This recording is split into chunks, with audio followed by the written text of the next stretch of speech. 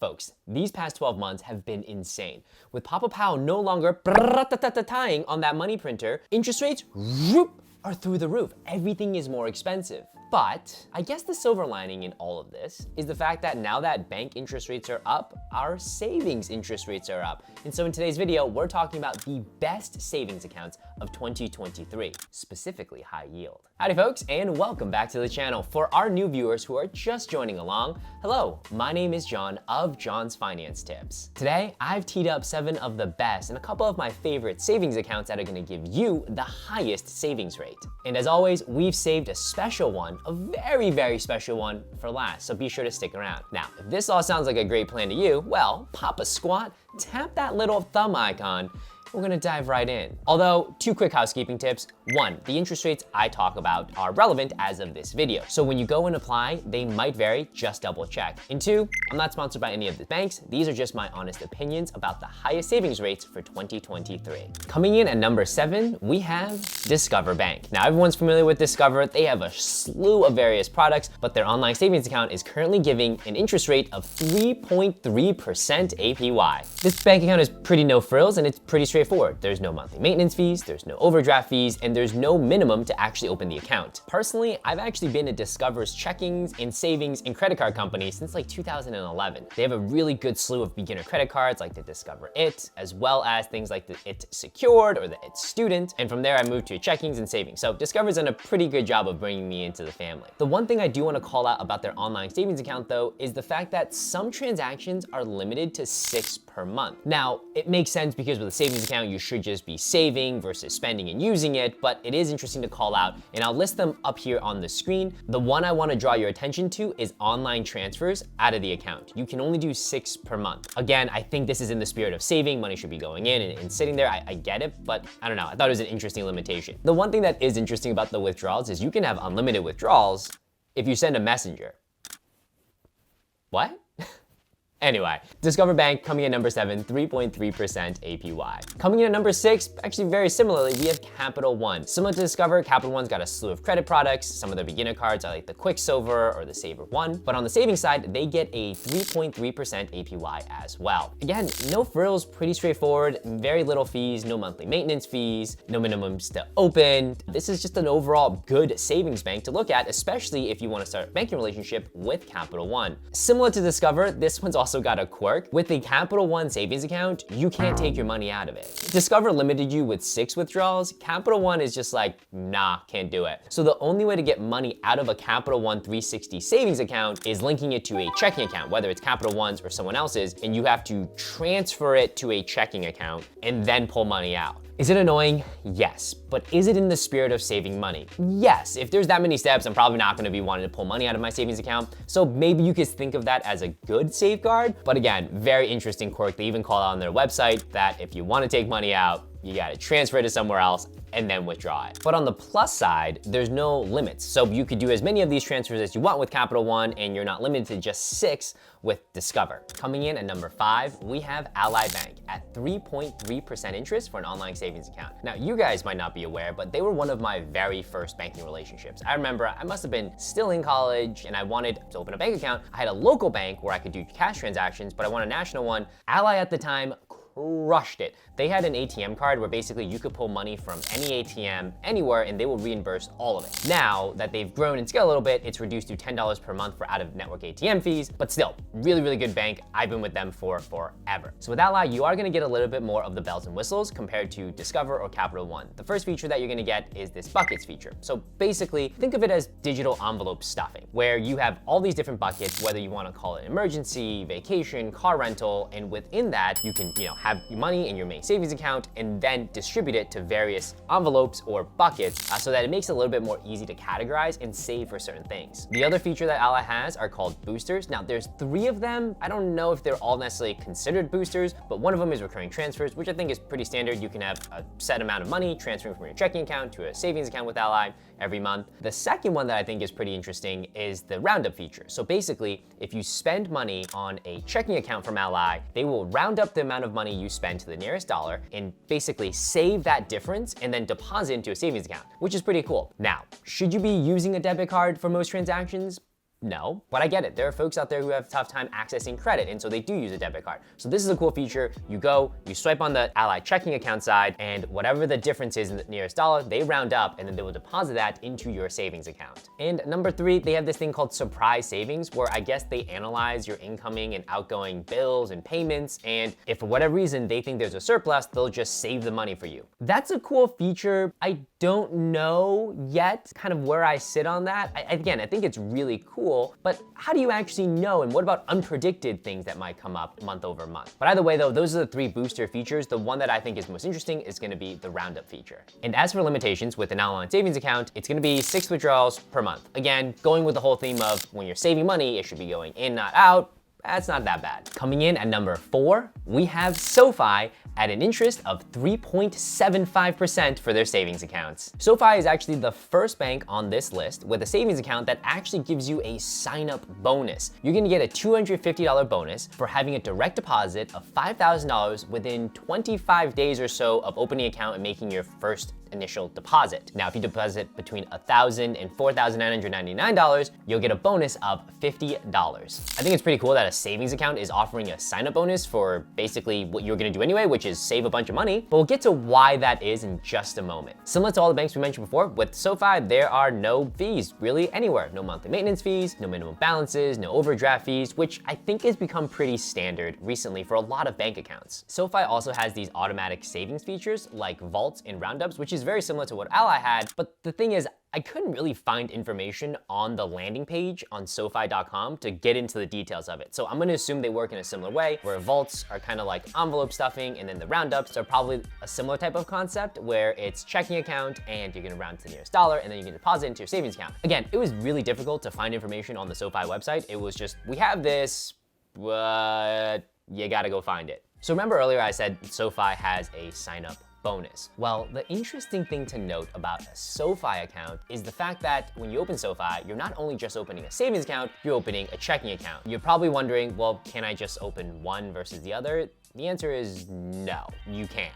You have to open both. And I'm sure this has something to do with how the bank is structuring this type of account, but you're getting a checkings and a savings, and that's why I think you can get a sign-up bonus, and also why you're just obviously gonna get the roundups and all that stuff, because all of it's just coming together as one. And on the note of having a checking and a savings account, the checking account within SoFi actually earns an interest rate of 2.5%. Now, to get the 2.5% interest on the checking account and the 3.75% on the savings account, you must have direct deposit. And that is the interesting quirk to call out about SoFi. So for all those other accounts, you didn't have to direct deposit right into the savings account. You can just move money in and you'll still get the interest. Whereas with SoFi, they have to be your bank. So when you set up with it, you must have direct deposit to the account. Otherwise, you're gonna get a much lower interest rate of only 1.2%. So that's one thing to keep in mind. If you open a SoFi account, that has to quote unquote be your main account where money has to hit every month in order to get the 3.75% on the savings account. Coming in at number 3, we have Synchrony Bank at 3.75% interest for an online savings account. Now, a lot of you might have never heard of Synchrony before, but if you're in the credit card space, you actually probably recognize this name because they do a lot of co-branded cards. One of the cards that they had a co-brand with is Cathay Pacific. So way back in the day, I think they had like a 60 or 70,000 mile sign-up bonus with the Cathay Pacific Synchrony Bank card. Now, unfortunately, I wasn't able to jump on it because I was still playing my Chase 524, but some other cards from Synchrony are a Verizon credit card as well as an Amazon credit card. But we're not here talking about credit cards. Let's get on to the savings element of it. So with the Synchrony bank account, there's no minimum balance, but they do say that you should keep at least some money on there because after 60 days of a $0 balance, they'll close your account, which I don't disagree with. If you're opening a savings account, you should put money in there to save. And so if there's no money in there, they're just gonna close you out. What I thought was interesting about Synchrony Bank is they have these 3 broad buckets of savings. So if you have less than $5,000, you're one bucket. If you're between $5,000 and $25,000, you're another bucket. And if you're over $25,000, you're a third bucket. And so I would assume, okay, you got different buckets, maybe there's different features, different savings rates, but on Synchrony.com,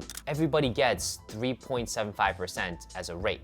So I don't know why they delineate that, which I thought was funny. The one interesting quirk to call about a Synchrony bank account is if you have $3 million, you can't do it. You can't have more than 3 million on deposit with them in aggregate. So for my ultra high net worth viewers out there, keep in mind that's 3.75% only applies up until $3 million.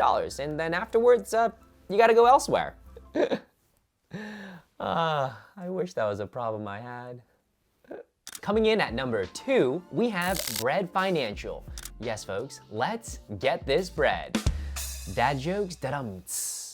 4% APY on an online savings account, which is insane. Now you're probably thinking, there is no way, I've never heard of this company. Well, you probably have seen this company around because they have over 171 co-branded credit cards. So similar to how Synchrony Bank has a bunch of co-branded credit cards, Bread Financial has as well. I took a quick scroll on their website. Some of the ones I thought were interesting were all the NFL teams seem to have co-branded credit cards, but the one that's probably the most interesting, or at least relevant to most folks, they have a 2% cashback card that they recently launched. But again, we're not talking about credit cards. Let's get on to the savings. So, and as for the savings account, there's a tiny bit more work required, but it's not that much. You have to open the account with at least $100. Otherwise though, it's pretty similar to all the other accounts we talked about. There's not a whole ton of fees going on. And honestly, the only quirk to call out is that this 4% applies to a balance of up to $1 million. So a little bit lower, I guess, than Synchrony, where it goes up to 3 million, but you can have more than $1 million. You're just not gonna get 4% interest on that deposit amount. And coming in number 1, we have the SalemFive Direct with an online savings account offering an interest rate of 4.1%. This is an interesting account in that this is an online division of SalemFive Bank. SalemFive Bank is located in Salem, Massachusetts, which actually isn't too far away from where I live in Boston. That's not the point here. It's an online savings account, and I think that's why they can offer such an aggressive rate, because I actually tried to find this online savings account on the SalemFive website, and it's not available. You have to go to SalemFive Direct, which is, I think, their online banking division. So again, the fee schedule is here, not too different from the others. There's not gonna be a monthly maintenance fee. The only thing you do need is $10 to open the account. And the one thing that you wanna pay attention to, and the quirk of this account, is that if you currently are a SalemFive customer, which is the physical bank, and you have a checking or savings account, you can't get this account. But if you're a SalemFive Direct customer with a checking account, you can open this savings account for the 4.1% interest.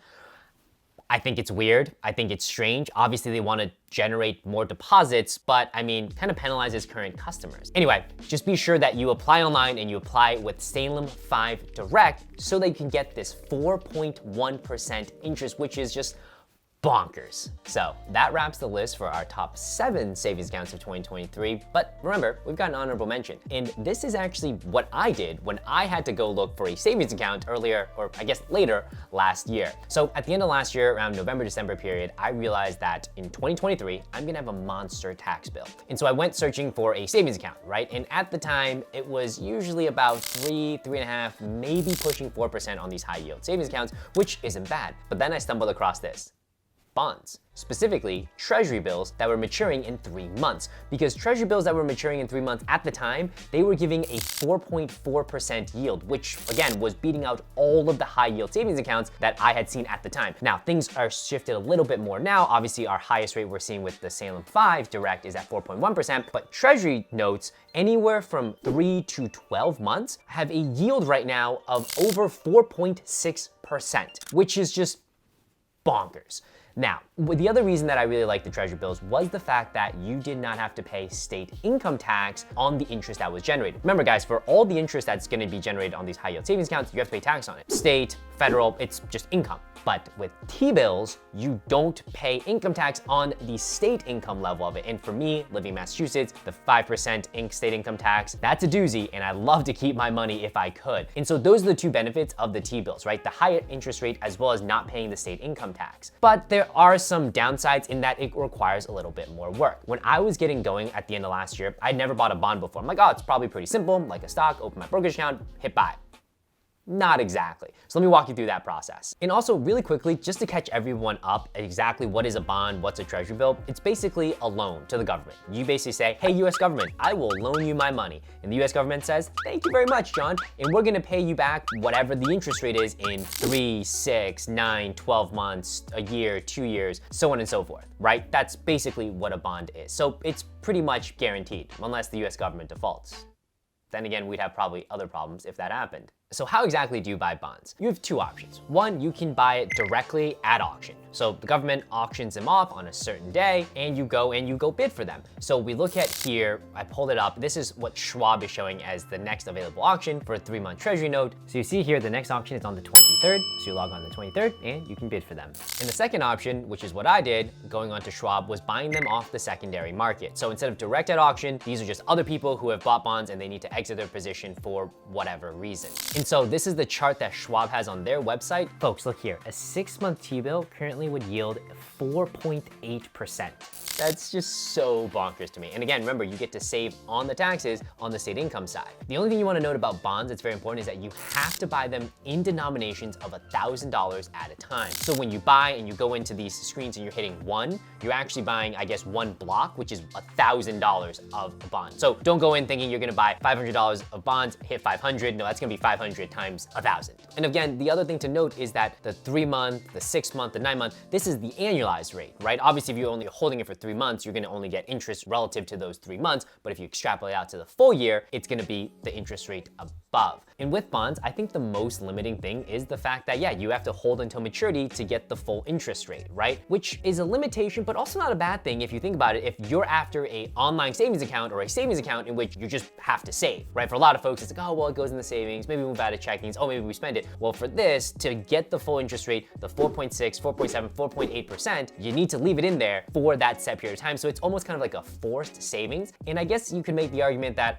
because it's such a process to get going, it could be such a process to exit, that you'll just more likely leave your money in there, letting it sit and accumulate interest. So that's a pro tip for you guys. That's the honorable mention. Of course, it's very different than all the other accounts we talked about. There are steps involved. In fact, I'll be the first to admit, when I went through this process, I literally called Schwab and was like, hey guys, I've never bought a bond, walk me through it. And they were super nice. They're like, oh yeah, so here are different options. And they recommend the secondary market was probably the least hassle of the two methods. So folks, this has been an incredible video. I hope you've taken some value out of it. And again, if I've missed any high yield savings account you thought was worth calling out, drop in the comment section down below and let me know. Until then, I will catch y'all next time.